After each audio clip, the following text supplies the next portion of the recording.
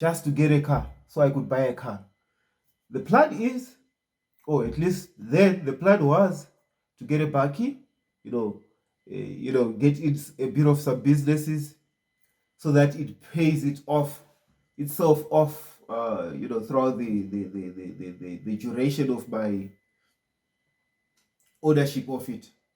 So I managed to save up a bit of money, and I saved up about 4,500 US, which back then in 2009 was about 70,000 rands. It took me about 3 months scouring the internet just to get something, worthy.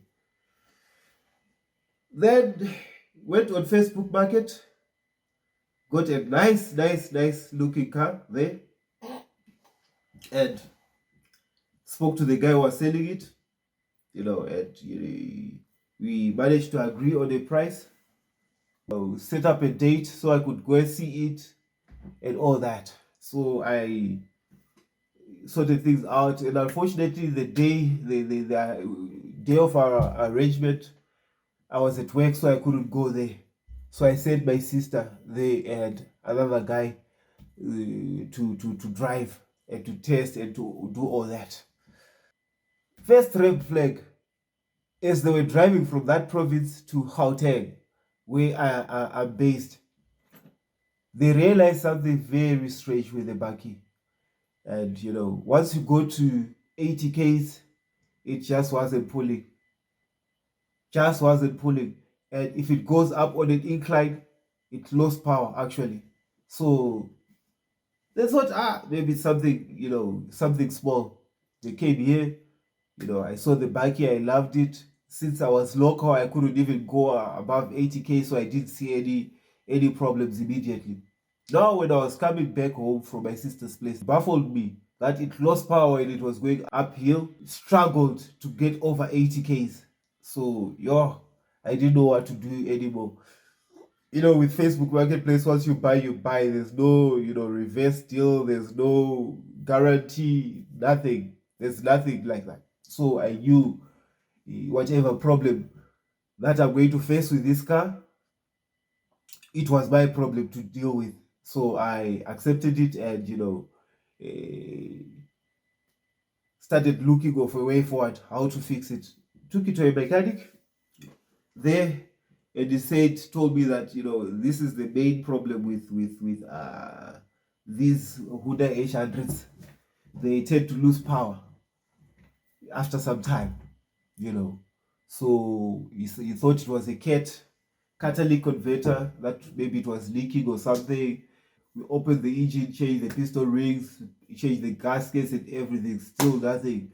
We changed the catalytic converter, still nothing. So I didn't know what else to do with it. So for me, since I had spent a lot of money in it initially to buy and to try to fix it, I just told myself, as long as it's driving, I'm just going to use it as is. Then once I have a bit of cash coming in, then I can start, really fixing it out. If I can't fix it, I would rather change, buy a new replacement engine and, replace the engine or something. But first and foremost, I had to look for jobs and, make sure that the bakkie is being hired and it's starting to get in a bit of cash in my pocket.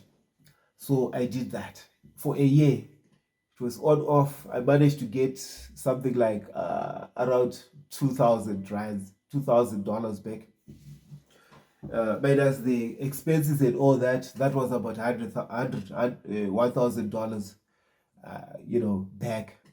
But as things were starting to pick up, that's when I'd hired this bakkie to this other guy.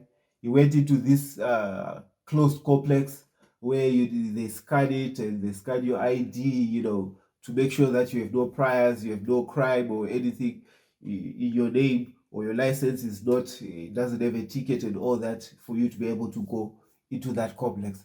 That's when all my nightmares started. Because when they scanned the car, it was reported as stolen. But remember, when I bought it a year prior, we changed everything into my name and everything was in my name.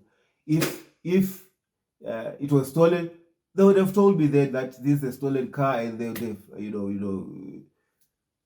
told me about it. But it cleared in the system and all that. Now, when I then, followed up with the story, I realized that the guy who sold me that Baki bought it from this guy who was the original, the first, owner of it. And when he bought it from him, he gave him a deposit. I don't know for how much, but he gave him a deposit. And he was telling him, since I buy and sell cars, soon as it's sold, I'll then give you your balance. Now, when I got to this guy, bought this car from this guy, he never went back to settle the balance with the original owner of it. A year later, you are still ducking and diving this guy. So now what then happened was the original owner went to the police, reported the car stolen. So now when the car was in the system now and stolen, when they went through that gated community, it clogged and stolen. And now they took my car, called the police and all that. It was a nightmare. It was a really, really big, big nightmare for me. Very big nightmare. And this is coming from a guy who doesn't have a prior to his name, who doesn't have even a ticket on his name. So police and me don't go, along together. We don't go along together.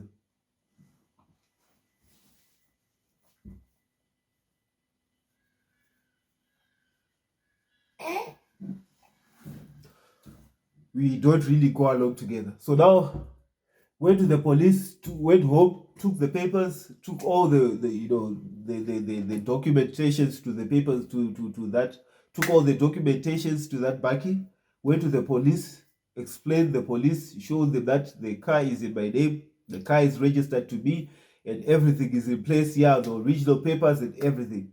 And then they said, so why is it reported stolen? I said, we don't know, we bought it from this guy, a year ago, and this is what happened. And then he said, probably that's what happened, and the guy didn't pay him, so he reported it. But the thing that he wasn't supposed to do was, he wasn't supposed to report it as stolen because the car was not stolen, but he was supposed to report it as fraud because he was fraudulently, he was defrauded of his car by that guy. So it was supposed to be reported as fraud. If it was reported as fraud, then what would then happen is I'll still be able to use the car as the case was being concluded. And when the case is concluded, that's when we would see which way to go and what to do next. But since it was reported as stolen, they wanted the Baki there to the province where the guy lived, where the case was reported, so that they could impound it and put it in the police impound. They couldn't have none of that. So I told them, okay, we'll take it there and we'll sort it out there. So I just went back home, packed it, and left it since 2019, end of 2019. And it was just seated until then. The case is still ongoing. The Honda H100 now is, on wheels. The tires are all flat. It's not, the battery is dead. The cables with the rodents and the rats are eating all the cables. It's a mess. It's a big mess, and I can't do anything about it. I can't fix it. I can't do anything about it until the case is concluded.